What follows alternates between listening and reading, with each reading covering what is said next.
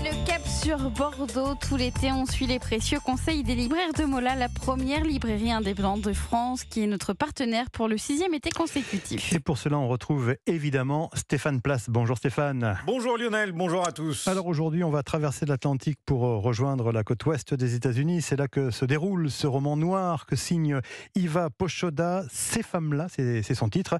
Il a été classé par le New York Times lors de sa publication parmi les meilleurs thrillers. C'est un roman noir qui n'a rien de classique et c'est bien ce qui en fait l'intérêt, Stéphane. Oui, c'est un polar original, un récit divisé en 5 parties. Dorian, Filia, Essie, Jujubee, Marella et Anneke. Ce sont ces femmes qui sont au cœur de ce récit qui nous conduit dans les ruelles malfamées de Los Angeles, dans le quartier délabré de West Adams précisément. 15 ans plus tôt, un tueur en série a sauvagement assassiné 13 prostituées, sans que cela ne mobilise grand monde en réalité. D'ailleurs, l'enquête n'a jamais abouti. Seulement voilà, le serial killer reprend du service et fait 4 nouvelles victimes égorgées, la tête recouverte d'un sac plastique, de quoi susciter de nouveau l'angoisse et réveiller de très mauvais souvenirs, en particulier bien sûr chez les proches, comme cette mère inconsolable qui croit reconnaître sa fille assassinée partout et qui s'efforce de mettre en garde celle qu'elle accueille dans sa gargote de friture de poisson.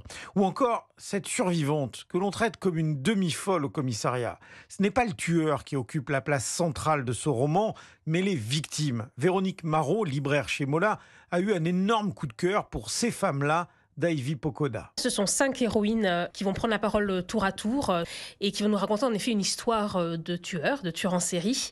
Elles sont victimes ou collatérales et Ivy Pochoda va se focaliser sur leur vie, sur leur destin. C'est un roman choc, un roman coup de poing. C'est surtout le style, moi, qui m'a plu aussi. Viscéral, extrêmement nerveux, rythmé. On ne lâche pas ces voix-là et elle ne nous lâche pas. Et à rebours d'une certaine mode, Ivy Pochoda choisit de ne pas placer le serial killer au centre de ce polar féministe. Je trouve les tueurs en série incroyablement ennuyeux. Leur pathologie ne m'intéresse pas beaucoup.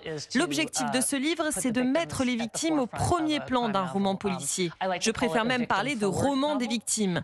Je pense que c'est très facile, très distrayant et séduisant de se focaliser sur les serial killers. Je pense que c'est présent dans de nombreuses cultures. On glorifie les tueurs en série. On les trouve fascinants, on les pense intelligents, on les imagine plus charismatiques qu'ils ne le sont. Je pense que cette vision est très dangereuse parce que, vous savez, cette fascination pour les tueurs en série ne rend pas service aux victimes. L'intensité des émotions, la force des personnages et cette flic Essie, sans cesse moquée, rabaissée par ses collègues parce qu'elle est une femme précisément au sein de la police. Mais elle veut retrouver le prédateur et ne lâche rien jusqu'au point final de Ces femmes-là. Ces femmes-là, parues aux éditions Globe. Merci Stéphane Place.